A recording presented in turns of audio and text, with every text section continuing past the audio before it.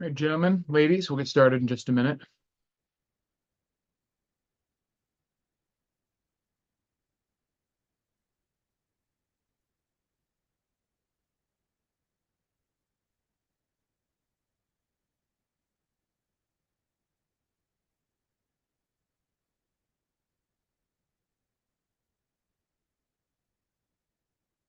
Get started in just a minute. Team, until Mike says team. What team?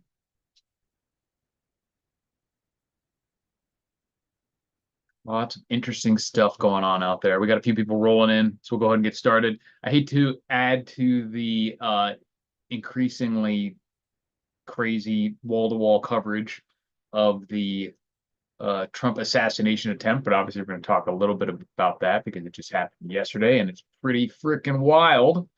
Um, Definitely something that we all assume plenty of people want to do. Media's always, been pushing the fact that he's Hitler and responsible for all the ills in the modern world and all this other nonsense. Is YouTube blocking comments today? Not surprising. They're pretty bad in general.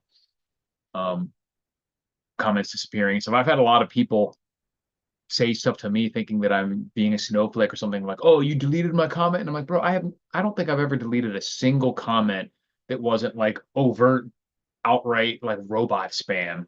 Um, a lot of times, if they go to a spam folder because you use a link or excessive profanity, I don't really go in there and check very often. I'm not going to bother to try and make a spammed comment go back if it's just making fun of me or whatever. But I don't delete comments. I don't even see them. The YouTube does most of that on its own. So you just have to be careful. There's a lot of it's deleted a lot of my own comments. I'll like write something, call somebody a retard or something, and then I'll be like, "Where's the comment?" And it just is gone. It's very annoying on my own videos. It'll just disappear and won't even go to like a spam folder. It just won't be there. Very, very annoying tech tyranny. But yeah, we got 13 people now. Appreciate it. It's obviously a lot of weirdness. There's still, even now, it's been over 24 hours, but we're still well within the fog of war kind of thing. It's amazing to me, and that's one of the major things I wanted to talk about today was the news element of this. And I don't know if any of you guys saw, but I first heard about this by seeing a clip on Twitter, literal just unaltered footage of the shooting, shots ringing out, Trump like, oh, and ducking behind the podium and everything. So I heard about it from footage before I ever saw any news, because obviously news is slower than Twitter, even when they're pretty quick. But what's up, Stab and Joe Scarborough? But it's not even the speed, because that's crazy. It's that the headlines that these major, I didn't want to say mainstream because I think it's overused or whatever, but these major legacy news outlets, the ones that everyone would cite as being like the example of news for decades in this country, put out headlines, and I'm not making these up, these are actual headlines, like Trump rushed off stage after loud noises at a rally. Secret Service like pulls Trump after Trump falls. They said it loud noises and falls. And this is the type of stuff that they will try to pull.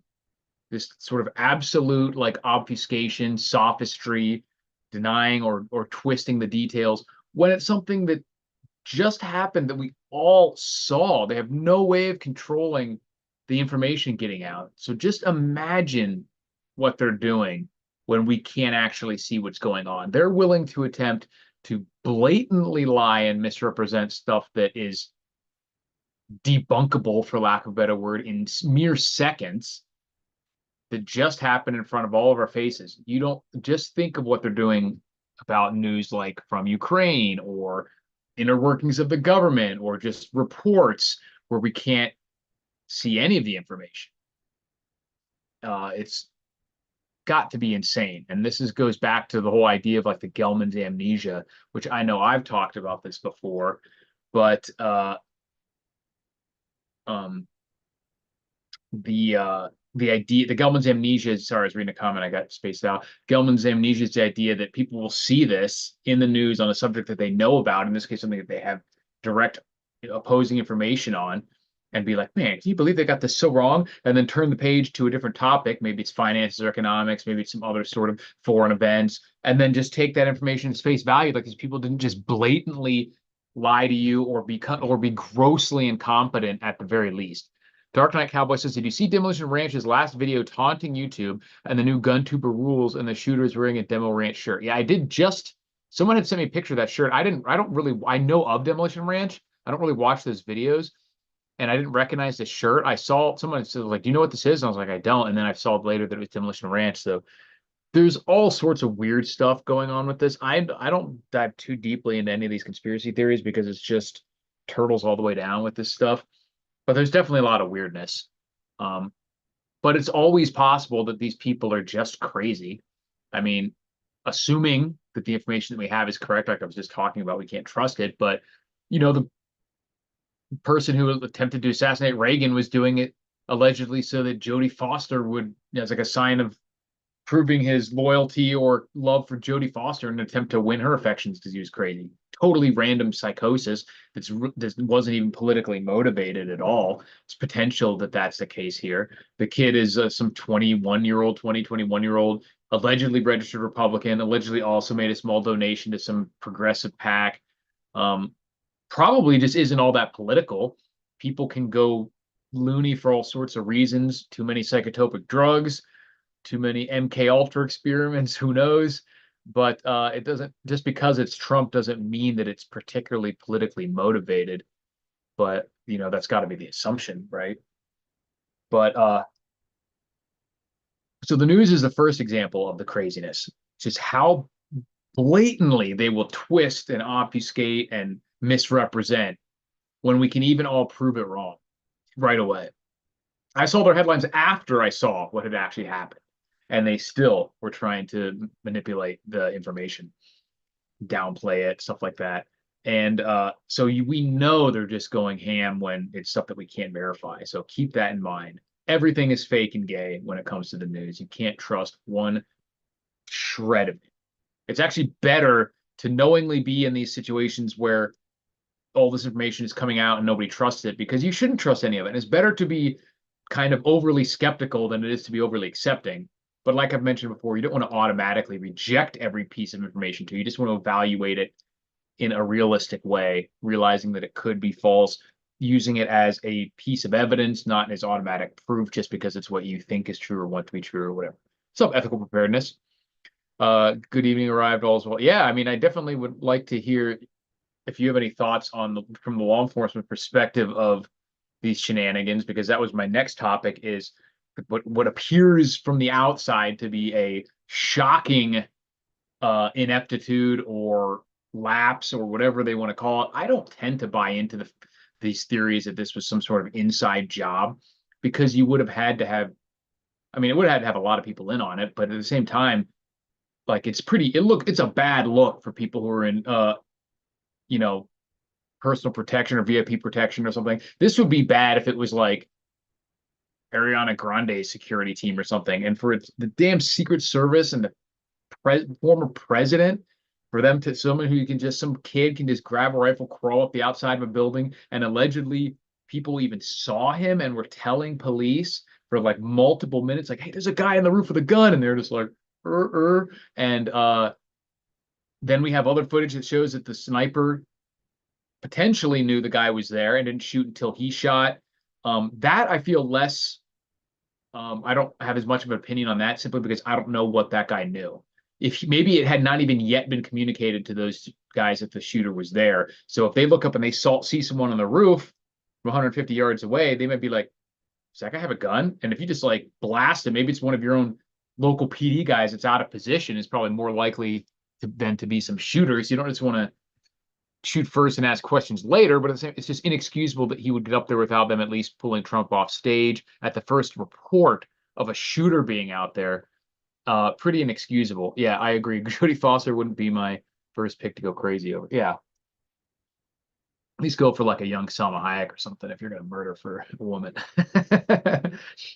But so this guy crawls up there, allegedly reports to the police that he's there for minutes. Multiple people have said this or in interviews doing this. And then we have what a bunch of diversity hire Secret Service agents who are um, some portly women in some of the pictures I've seen who aren't even tall enough to cover his body. And then there's one scene where he's getting in the car and the woman can't even holster her gun and is like looking around. They're all like doing 360s and this weird stuff. Like I said, I'm not a professional in security, let alone Secret Service, but to me it looked like when we were in first year ROTC during Sticks Lanes and you throw an RD sim into a bunch of cadets who've never done anything before, and you're just like, "What are you doing? What are you gonna do? What are you gonna do?" They're like, like they didn't even have a plan, and you can even hear one of the catches the mic when they jump on him. He's on stage for kind of long time after the shots, so they haven't pulled him off, and they're like, you can hear one of the women saying, "What do we do? What do we do? Where are we going?" Like this isn't predetermined where your actual egress routes depending on anything. Pretty shocking if you ask me. And of course, there are reports that he had requested, or not he specifically, but that there had been requests for additional security elements that were either denied or only given a fraction of what they asked for at the very least. So pretty shocking that that some guy with a rifle was even able to get on one of the several rooftops within 150 to 200 yards direct line of sight of the President Trump, someone who's under Secret Service protection. Says Jody was only like 14 at the time. Yeah, I mean, obviously the guy's a fucking lunatic, so apparently he's a creep too. But and then that's what a lot of people have been asking me specifically because they know I like guns and stuff. They're like, "Oh, is this like this crazy shot or what?" Like this, talk about the shot specifically. And I'm not an expert marksman. I mean, I shot expert in the military a couple times. It says reaching the top of the building, but I could be completely wrong about everything. Oh wait, he says, yeah, it's really hard to say without seeing and knowing more. Sure, obviously we don't have inside knowledge. It just at face value, a person being able to climb up to a rooftop with a gun within 150 yards of someone under Secret Service protection without knowing anything else, that is just outrageous. But like I said, we don't know anything else. Who knows what was going on? And it's crazy to me. Like obviously, with limited resources, you can't necessarily have a person on every roof. You don't necessarily just have the ability, if it's someone else's property just nearby, to just say "fuck you" or putting someone on your roof. So, but I don't understand how it wasn't at least under visual surveillance every possible angle of attack, especially something that's direct and relatively close. And that's what I was going to say too. Is like I'm not an expert shooter. I'm a competent shooter, I think, but 150-yard shot, which is roughly what I think it was at the time. It's one of those things. It's like a 225 bench press to where it's going to make you godlike compared to normies who don't ever do it. But it's like barely a good start if you're actual shooter. So like, real sub-minute of angle shooters, a headshot size, sniper type people, headshot size shot at 150 yards is nothing. That's not impressive. That's not even considered long distance, 150 yards. Not really. But this is just some random kid, and he came mere millimeters from literally a last second turn of the head by Trump. If he'd been like this instead of like that, it would have blasted off the last back inch of his head, probably. Insane. And literally, he just turned like this, and it clipped his ear instead of going right behind his ear into his temple. Just absolute madness. I've heard Jason says, could it have been an ROE issue?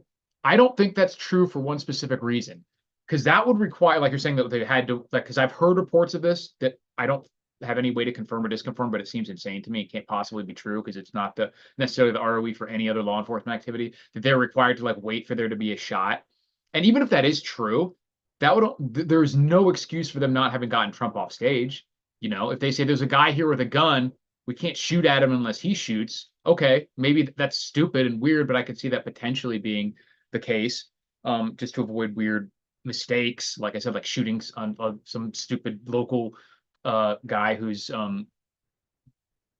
not with the plan and got up on the wrong roof or whatever, potentially accidentally killing some plainclothes officer or something. But you would never just know a guy is there and let Trump continue talking, unprotected. That would be inexcusable, even if they had such an ROE. So I don't think that's the case. And if it is, it's irrelevant to the fact that this was botched in my mind, like absolutely completely. Well, let me know what you guys think. Like I said, I don't have explicit experience in VIP protection, security details, and stuff like that. Just regular, basic military training, common sense type stuff. Trump doesn't listen to other anyway, so the loss of an ear is no big thing. Yeah, pretty wild. Definitely made for some insane pictures. Him like, oh, with blood on his face and stuff. Pretty wild. Pretty wild. Um, his next rally will probably be a riot, like in a fucking high energy. So definitely insane. Like so, but basically, I don't. There's all sorts. As with this type of event, there's all sorts of weirdness coming out. Like apparently, it's true that this kid was randomly in a BlackRock commercial that I think was just filmed at his school or whatever. So there's always weird connections like that. That you're like, really? There has to be some shadiness going on here. And of course, he's dead. Dead man tell no tales. Very weird overall, but um, no particular reason that I know of to think any motivation is unknown at this point. Like I said, it could be simple loony. That's always got to be a potential, but it's really crazy. The part that needs to be figured out is exactly how this could have happened, and is he really getting the best of the best protection? Which doesn't seem like it to me. So let me know what you guys think. Looks like the administration assigned the slow horses team to provide security to Trump. Yeah, and I have no doubt that we know they're willing and capable of doing stuff like that. They're trying to throw him in jail, even if it's not part of some grand conspiracy. If they're like, oh, you want more agents? Fine, give them these rookies or these ones who aren't passing their PT tests or whatever, the ones we don't like. And because I'd heard that they just had soaked up a lot of extra agents for some Jill Biden event, and they were like, she needs extra security. So even if it's not nefarious in the sense of like they hope something's gonna happen, they just don't care about him, obviously. If I was Trump, I would hire the best contractors in the business. Of course, that opens to different liabilities. Yeah, I mean, people like Eric Prince and stuff we're talking about there, and he obviously does know what he's talking about when it comes to that stuff. Um, he's Blackwater CEO, Navy SEAL, that sort of shit. But and he has a separate private company, doesn't he? Now I forget what it's called. I don't think he's with Blackwater anymore. Is Blackwater even around anymore? He was just the founder, I think. But um, yeah, so let me know what you guys think. Like I said, I don't. It's too easy to get sucked into weird conspiracy theories that I usually need strong evidence before I bother trying to really figure out what's going on, because it's just, like I said, it's just turtles all the way down with that sort of stuff. We know there's plenty of crazy people who would be wishing Trump dead. It doesn't take much of a. There's been multiple attempts. Every president. I was actually just looking at this list. It's actually not as uncommon as you may think to have president attempts on their life, and even successful ones. Like 4 presidents have been assassinated out of 46, and that's almost 10%. And you add in a couple more close calls like Roosevelt and Reagan, and then every president basically, at least recent times, has had attempts. Most of them are very, very inept, can barely be qualified as attempts. They're just desires. Kind of like if I shot my rifle to the east and said I was trying to kill Putin. Most of them are that level of attempt. Some guy ran the White House with a truck or something, and they're like, "Oh, he's trying to kill Biden." Like, even if he says, "I'm trying to kill Biden," like, is that really an attempt? But yeah, but I mean, like, there's people out there who are willing to do this and at some level try to do this because they're crazy. So it doesn't necessarily mean it's some that just coincided with ineptitude potentially. Or of course, it's possible inside jobs and crazy things like that do exist and are real. I think just what would be required for that to happen is just more unlikely than what would be required for a combination of one of these people that happen on a relatively regular basis, these lame attempts. Remember, some guy just tried to rush the stage at Trump a few years ago, take a holster, grab a gun out of the cop's holster and try to rush the stage stuff. So we know these people are out there. We know they're trying. And then if you combine that with a little bit of an ineptitude, and they get super close. And that's a potential scenario or potential explanation. It's not the only potential one, but you should always have at least one alternate theory. Learn that from Jack Reach. I like to have at least one alternate theory. And especially in lack of any other real evidence. But the point is, it really doesn't matter. What we should be talking about is what we're doing going forward. What does this mean for um, the country? I would assume it obviously improves Trump's chances of being reelected even more.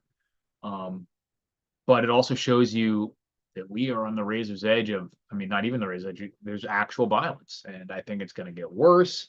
Who knows what, especially if they think they have no chance of winning even quasi fair election, then they, whoever is willing and able might just opt for chaos and say, you know what, chaos is a ladder. Let's just throw a monkey wrench into this and hope that we can make it out in the scramble because we can't win a fair fight kind of thing. I wouldn't put it past people to use the exact same techniques. This is something I've been worrying about. Is you have all these, this is a borderline conspiracy theory, but it's something if you were semi-intelligent but amoral, you can do that. Everyone on the Trump camp and on the right has been pointing out all the malfeasance in the voting systems and everything like that. What if the same people did all the cheating that has been done in the past, but they did it for Trump and then came out and said, you know what, you're right. Look at this. Dominion is all evil, like all compromised, but it was used for, and so now it's hard to turn around and say that that's not true because we've been trying to show for years how this stuff is compromised and vulnerable and everything like that. So if they were really smart, they would rig it in a really obvious way, but do it for Trump and then say the election doesn't count. There is malfeasance. Biden's got to stay in, blah, blah. I don't think they're that well organized or that smart. But it's, they could do all sorts of weird shit like that. Obviously, they're counting on massive amounts of new people in the country potentially voting, or at least generating the existence of mail-in ballots that are then harvested, which in a lot of places is now not even illegal to do different types of ballot harvesting initiatives. So it's not a gimme. I don't think it's a gimme at all. And again, what I've said many times on my streams also is that Trump's not some magical savior for any of this. I am a fan of Trump. I think he's the best president we've had in at least decades. But he's not an ideologue. Maybe this will shake some sense into him. Well, I guess we'll see with this VP pick if he's even pretending to not just continue to play politics. But at best case scenario, unless he really proves me wrong and gets in there and like absolutely cleans house brutally, then him getting elected is going to do is buy us a few more years anyway. The best thing that came out of the first Trump presidency was him getting a few judges on the Supreme Court that gave us some big wins in specifically Second Amendment stuff, and the Chevron deference one was huge. That is huge, and should undo a lot of tyranny, bureaucratic tyranny. But it's not enough, you know what I mean, to really stop this the way things are headed, especially when you add in that we're likely to experience a crushing economic problems within the next few years. So let me know what you guys think, and let me know which of you guys are foolish enough to head into these trying, perilous times without having the Rule the Wasteland survival fishing kit, which is the only survival fishing kit, nay, the only survival product that has a full apocalypse money back guarantee. Whereas if you have the survival fishing kit and you die in an apocalypse, I will give you 100% refund. Can't beat that. Dominion Resources, I think it's called. Are you talking about the voting? Yeah, whatever it's called. Who knows? Not me. All right, let's see if we got any comments I missed. Hit me up with some doesn't have to be related to this incident. I'm sure that's everything we've been seeing on the news and with your friends. And so we can talk about other prepping related stuff if there's anything that crept into the news cycle. One hilarious, not unrelated, but just tangentially related note was there was one of these many like YouTube prophets who were like actually claimed to be prophets of God had something from a few months ago where he said he saw a vision of a close call where a bullet whizzed past his ear, and he said ruptured his eardrum, but even indicated the right ear, and it was so close that it ruptured his eardrum. And I'm like, that's pretty wild. And this guy is claiming that there's going to be like a massive earthquake in the New Madrid fault line and a huge crippling economic collapse within the next I don't know exactly the time frame he said, but I think both of those things are supposed to happen within the next several months or early in the Trump president after Trump, he says, wins. Um, but I haven't gone back. You know, you'd have to go back and look at these people's prognostications because I've seen some people like I know Greg Hunter, and I really like Greg Hunter of USA Watchdog, but he always has this guy Bill Polney on who just shotguns out. And I will give him credit for one thing because I made this spreadsheet of tracking people's predictions, and it doesn't have nearly as many entries on it. And no one gets anything right, by the way. But it doesn't have very many entries on it because no one makes specific predictions. They're kind of smart enough. And he is one of the few people who comes out there and makes very, very specific predictions. They're all wrong, except for one or two that you can say, I guess he got that one right. He did say Roe versus Wade would be overturned, Roe v. Wade. And he said Bitcoin would, he said go vertical at the beginning of the year. It went up a lot. But he said also gold and silver would go vertical. They didn't. They just went up slightly. So like he's just wrong about everything, almost everything to the point. And most of these people that I have come across, I don't follow any of them. I don't listen to any of them. But when they occasionally get shared and stuff, and you see these like prophet types overtly claiming to be prophets in many cases, even though Bill Polney's not, um, they just shotgun blast out all these really, you know, fairly specific things. And then if any of them come true, then they could say, holy shit. But even if it's only 1 out of 100 thing that you got right, it could be random, or even if it's not random, even if you really got some psychic vision of some kind, it's useless because it's inactionable. If I go to the roulette table and I think I get a feeling about what number is going to hit, even if it's true, when one of them, like, oh, I actually did get some sort of cosmic signal that, 10 is going to hit next, if I'm wrong about most of the time or I can't dial in that signal, it doesn't matter. It's still useless information because you don't know which one they're going to be right or wrong about, and you can't act on it, you know. But it was funny and it was interesting. You have a vegan version of the fishing kit. Yeah, you can use the hooks in there to snag some berries out of some trees or just pull up some seaweed with the treble hooks. That's your vegan version.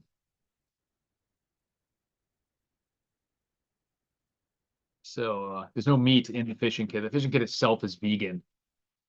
I don't think anything in here is made with animal products, just petroleum products and metals. So I'll go ahead and claim that it's vegan. Just prove me wrong. All right, what do you got, guys? What's weird in the world of preparedness? What else should I make videos on soon? What should uh okay, I've seen anything that needs to be talked about? Lots of activity in China and potential boots on the ground in in Europe, Chinese boots and stuff, all sorts of weird stuff with China and Russia. That hasn't retracted at all. Israel is only getting worse. So if you guys don't have any questions, I'll wrap it up here pretty quick. I don't want to wax too philosophically about the Trump thing because, like I said, that's just all that's been over the news anywhere. We've had brutal heat waves here. It rained by Vegas standards yesterday, and that dropped it from the one triple digits, like in 110s and above down to just around 100.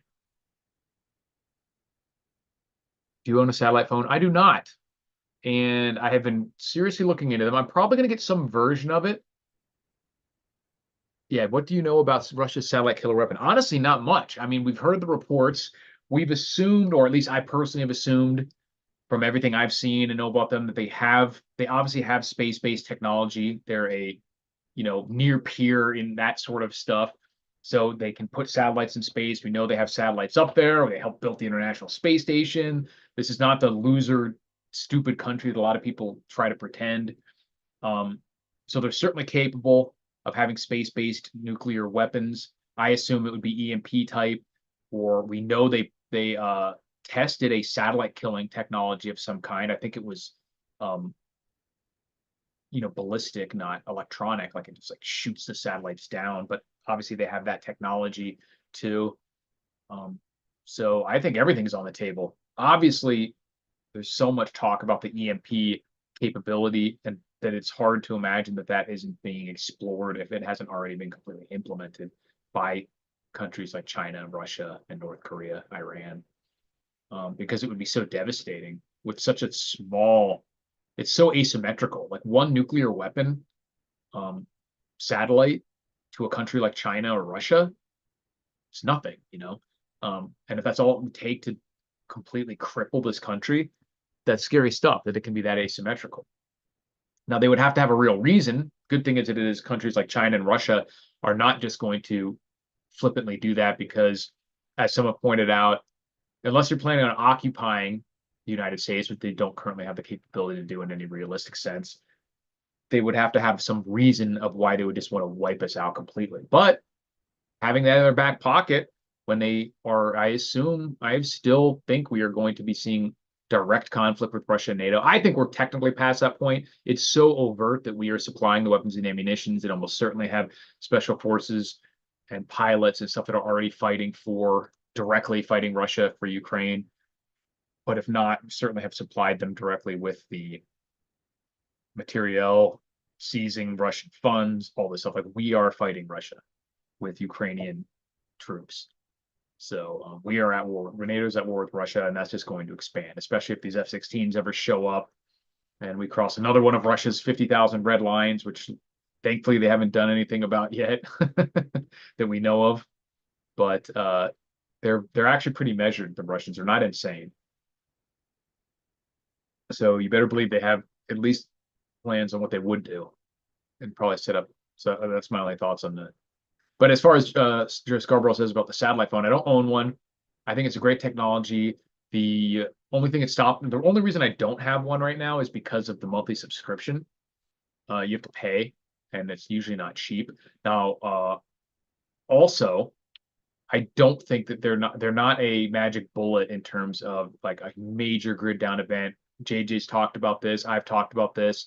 They still rely on ground communications and some sort of continuity of the overall grid. Like, yeah, if everything in the state of Nevada went out, the satellite phone would probably still work. If everything in the country goes out, I don't see a satellite phone still working. There's still going to be ground relay stations and something that's authenticating the signal and routing it down. It's not just going from phone to satellite to phone exclusively, but at least not every time. So it would be spotty at best. What I've looked at is because there's areas out here where I go shooting and stuff where you don't get good signal driving out in the desert. There are some satellite text messengers, which that's all you would really need anyway for emergency communications.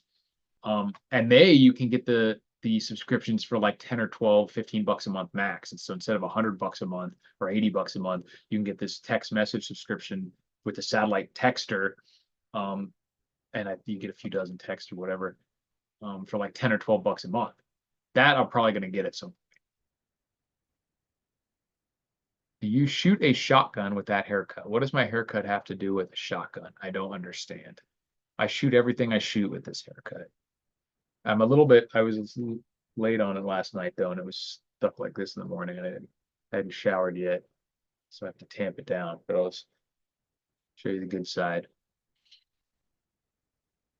All right, what else you guys got? Anything else interesting going on in the world I hadn't heard about because of this crazy news cycle?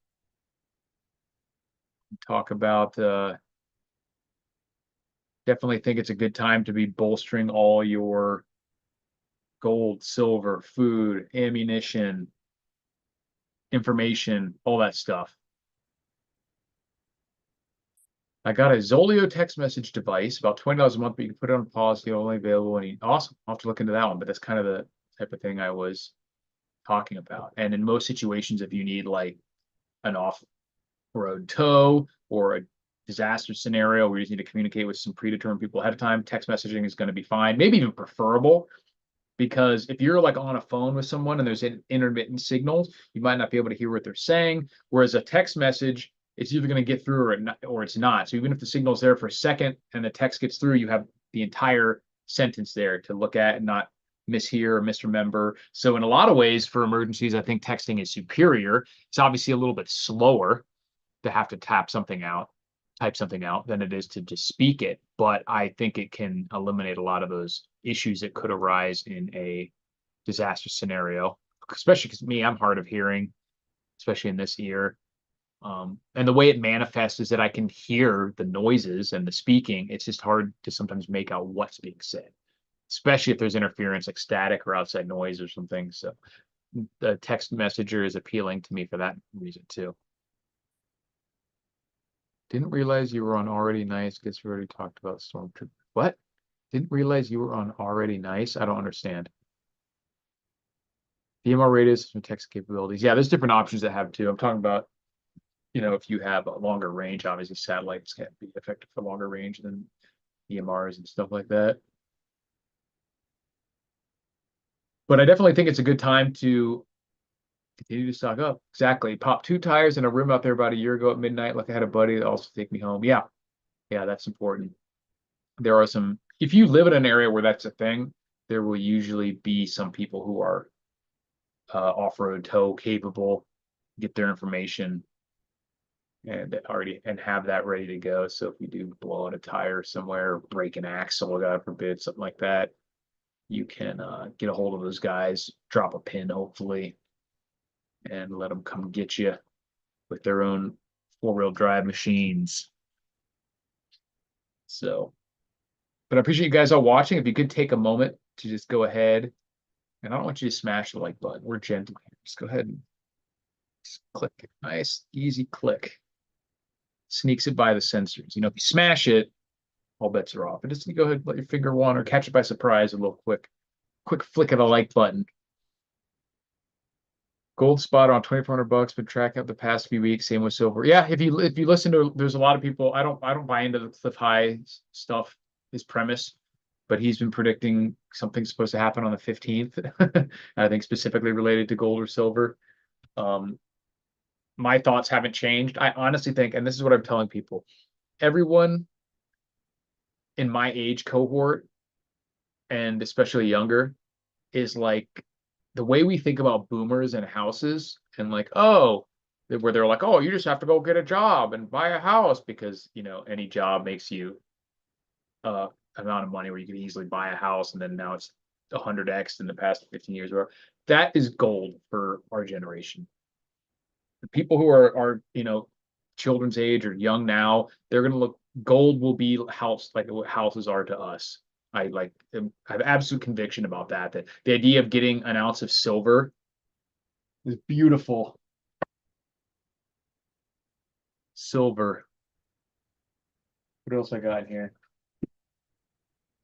This stuff. Little gold nugget. This. Forged in the heart, dying stars. That you will be able to, in 20 years, that you could have gotten this stuff for 20 or 30 bucks, 30, 35 bucks an ounce will seem like a joke. It'll be like us talk like Bitcoin, getting it remembering when we could have gotten Bitcoin for $100 or something. And I firmly believe that. This shiny thing, my long bar. Got a long boy. Someone pointed out last time that this was perfectly shaped for smuggling, if you know what I mean. I didn't factor into my purchase decision, but I can't argue the point. Ethical preparedness says, I've been working hard and overtime learning how to make medicine from the trees and plants that grow around us. Surprisingly, most of it works pretty darn good. Awesome. That's great. And if you, I definitely think that's one I forgot to mention. Medicines, I think, are huge because it's something that's so difficult to, as you probably found out, it's so difficult to, come up with alternatives to over-the-counter medicines. But it's so relatively easy to get it now, especially with stuff like Jay's case, antibiotics. I think that that's one thing that I don't think any prepper should buy a gun, buy any other new piece of gear. If you're past your 90-day food supply, 90-day basics, a stash of antibiotics should be one of the first things on your list, in my opinion. Even before like a sun oven or any of that stuff, because it's just so likely to get disrupted in some way. over the next few years. And it's something that try to find a single person who hasn't needed to rely on antibiotics at some point in their life. It's pretty uncommon. But I appreciate you guys watching. Go ahead and email me with video ideas because I definitely am getting back into the swing of videos. Made my first real video about the sun oven a couple days ago. I got some great ideas, but shoot me some emails at rulethewasteland@gmail.com with stuff you'd like to see. And I plan on giving away a ton of stuff, gear, knives, gear, all sorts of stuff to Patreon subscribers, which I've never pushed the Patreon. I have a couple guys on there that really thank you guys because I have originally had plans to put content on there and have put basically nothing on there ever. So I will reward you, loyal peoples, but I definitely plan on putting more commentary type videos on there because YouTube is so censorship anyway, and giving away a lot of stuff. I have like totes, several totes full of some knives and stuff that I'm just gonna be giving away on Patreon. So I will put the link in the description to that if you guys feel up to it, but not necessary, obviously.